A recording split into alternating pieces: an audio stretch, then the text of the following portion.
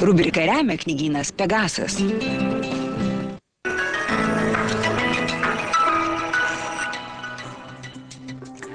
Labas rytas, mėlyjeji. Su jumis sveikinuosi aš, Dagnė Narvydaitė, ir pristatau jums naujausias knygas. Gal galiu jūsų paklausti, ar jums kartais nekyla klausimas, kodėl žmogaus širdis visada nori to, ko jai negalima norėti? Kodėl veiksmai, daiktai ar žmonės, kurie yra tabu, mus taip traukia, kol galų gale pagundos mus privilioja? Būtent tokia istorija apie uždraustą meilę, kurios neturėtum jausti, yra pasakojama naujoje knygoje Uždrausta žmona. Ši istorija paremta tikrais šveicarų rašytojos išgyvenimais. Žodžiu, jauna šveicarė Verena atvyksta į Angliją tobulinti anglų kalbos žinių, kur sutinka žavų jauną vyriškį studentą Kalidą. Jaunuoliai įsimyli, tačiau likimas jų lūkesčiams yra negailestingas. Kalidas priklauso viena iš 7 valdančių Jungtinių Arabų Emiratų šeimų, kuri niekuomet nepripažins Verenos kaip Kalido žmonos. Jau prieš daugelį metų yra nuspręsta, kad Kalidas turi vesti savo pusseserę. Tačiau Kalido ir Verenos meilė yra be galo stipri ir ją užgniaužti yra netaip paprasta. Vyras ir moteris slapčia susituokė Egipte. Tačiau Kalido laukia ir pažadėtoji nuotaka, taigi Verena tampa antrąja žmona, o su šia padėtimi vakarietiai moteriai susitaikyti yra labai sunku. Ar meiliai pavyks nugalėti iškilusias kliūtis, ar nesutrukdys jai artimųjų priešiškumas ir skirtingų kultūrų papročiai? Netradicinė meilė, netradicinė situacija knygoje Uždrausta žmona.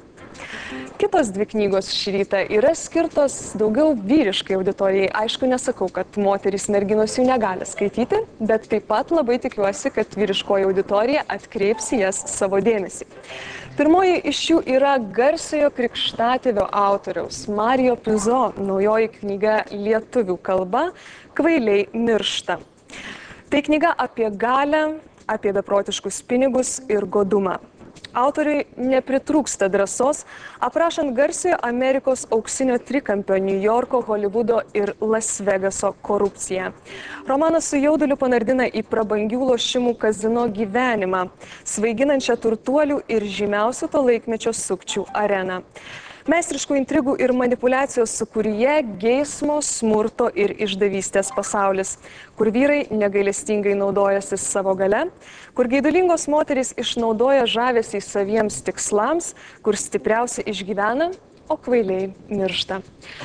Puikus, kietas, vyriškas pasakojimo stilius ir nepagražinta realybė – tai yra tie dalykai, dėl kurių jūs skaitote Mario Puzo, ir visi jie tikrai bus šioje knygoje.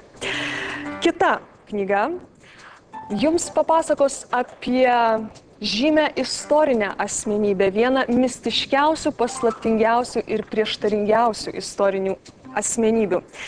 Edvardo Radzinski knygoje Rasputinas gyvenimas ir mirtis jums bus atskleista tikroji Rasputino biografija. Tik dabar aiškėja Rasputino įtaka to meto įvykiams, kuomet žlugo Romanovų dinastija ir prasidėjo revoliucija. Beveik visą amžių istorikai galėjo tik spėlioti, koks buvo jo vaidmuo, kuomet žlugo carinė Rusija. Bet 95 metais buvo rasti dokumentai, kuriuose užfiksuota Rasputino artimiausių žmonių apklausa. Būtent naudodamasis šią informaciją, Edvardas Radzinskis ir aprašo viską, ką galėjo sužinoti apie Rasputiną. Rasputino portretas šioje knygoje iškyla visomis gražiausiamis spalvomis. Jis ir mužikas, ir aukštuomenės atstovas, ir šventvagis, ir šventasis, ir pranašas, ir gydytojas. Žodžiu, žmogus tikra paslaptis. Visą tai apie Rasputiną, jo gyvenimą ir jo įtaką Rusijoje jūs sužinosite perskaitę knygą Rasputinas gyvenimas ir mirtis. Toliau aš norėčiau atkreipti dėmesį pirmiausia kino gerbėjų. Jūs be jokių abejonių žinote puikų režisierių Woody Alleną. Jis pasirodo ne tik režisuoja filmus, bet ir turi rašytojo ambicijų. Tai jūs galėsite sužinoti, perskaitę jo knygą 3 vienaveiksmės pjesės. Temos, kurias Woody Allenas nagrinėja savo filmuose, yra pateikiamos ir šioje knygoje. Tai iki ašarų juokingos meilės tragedijos, gausiai prisodrintos kurioziškų situacijų ir intelektualaus juodojo humoro. Woody Allenas brėžia meilės trikampius, keturkampius ir tetraedrus. Viskas taip susimaišo ir pasidaro toks chaosas, kad iš tikrųjų neįmanoma nuspėti, kaip tos situacijos baigsis. Štai pavyzdžiui, vienas vyras trokšta pabėgti nuo šeimos, kitas jie grįžti. Viena žmona įsimyli sesers vyrą, kita negali apsispręsti išeiti su draugės vyru ar vyro draugu. Aistrų katilas rodos tuoj sprogs, pokštais ir filosofiniais juokeliais. Woody Allenas sugeba sutramdyti visą šitą aistrų katilą. Manau, kad šias Woody Alleno pjeses tikrai privaloma perskaityti tiems, kas per daug rimtai žiūri į savo gyvenimiškas problemas. Ironiškas požiūris į banalią kasdienybę yra būtent tai, ko jums reikia. Juk meilė toks juokingas dalykas, o neištikimybė tai tiesiog sprog iš juoko. Labai linksma knyga linksmiems žmonėms. Woody Allenas 3 vienaveiksmės pjesės.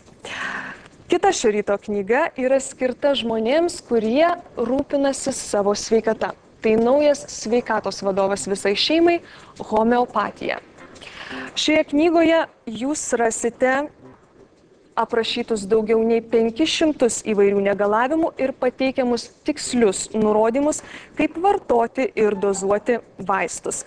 Knygoje gausu informacijos, kaip homeopatiniais vaistais gydytis peršalus, sutrikus virškinamojo trakto veiklai, atsiradus psichikos problemams, išsekimui, miego sutrikimams, moterų negalavimams susirgus vaikui, nesunkiai susižalojus ar patyrus nedidelę traumą.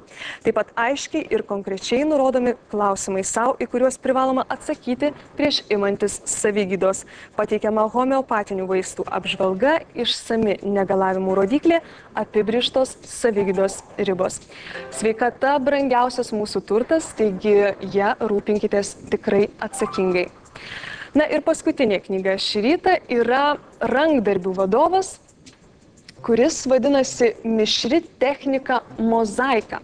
Pagrindinis instrumentas, kurio jums reikės mėginant pasigaminti įdomių dalykų aprašytų šioje knygoje, yra polimerinis molis. Jūs nustebsite, kiek daug gražių šiaip smulkmenėlių ir papuošalų jūs galite pasigaminti iš polimerinio molio ir kaip gražiai tie daiktai atrodo. Jeigu norite būti originalūs, išsiskirti ir priblokšti savo draugus savo sugebėjimais, pasinaudokite patarimais rastais šioje knygoje ir pasigaminkite dalykų, kurie jūs išskirs iš pilkos minios. Tai būtų paskutinė knyga šį rytą, kurią aš norėjau jums pristatyti. Ačiū jums už dėmesį ir susitiksime kitą trečiadienį. Rubrika remia knygynas Pegasas.